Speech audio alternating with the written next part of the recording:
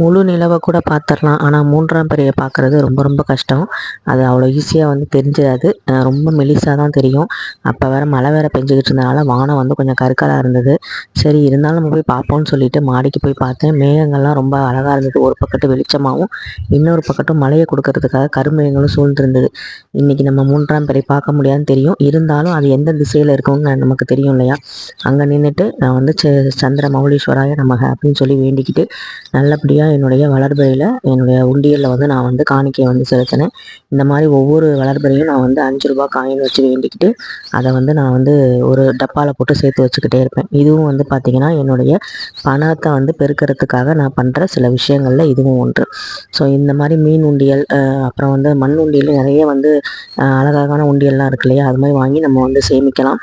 அதே மாதிரி அன்னைக்கு முதல் திங்கட்கிழமை, வைகாசி மாதம் தமிழ் மாதம் தமிழ் மாதத்தில் வர முதல் திங்கட்கிழமை அப்படிங்கிறதுனால பெருமாளுக்கு வந்து ரூ. 11 காயின் முடிஞ்சு பச்சை கற்பூரம் ஏலக்காய் வச்சு நல்லபடியாக வந்து வேண்டிக்கிட்டேன். நம்மளுடைய வேண்டுதல் எல்லாம் நிறைவேறும்.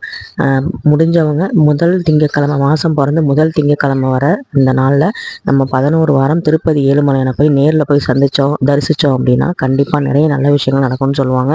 நம்மளால் எல்லாராலையும் நேரில் போய் 11 வாரம் செய்ய முடியாது, அவரை பார்க்க முடியாதுங்கிறனால இந்த மாதிரி ஒரு எளிய வழியை நான் வந்து அவர்கிட்ட வந்து வச்சுருக்கேன், பிரார்த்தனையை வச்சுருக்கேன். கண்டிப்பாக வந்து திருப்பதிக்கு போகணும் அப்படின்னு சொல்லிட்டு. இன்றைக்கி லாங் வீடியோவில் ஒரு சில சகோதரிகள் கேட்ட வீட்டில் எத்தனை தீபங்கள் வந்து ஏற்றணும், நீங்கள் எத்தனை தீபம் ஏற்றுவீங்க அப்படின்னு சொல்லி கேட்டிருந்தாங்க. அதுக்கான விடை இன்றைக்கி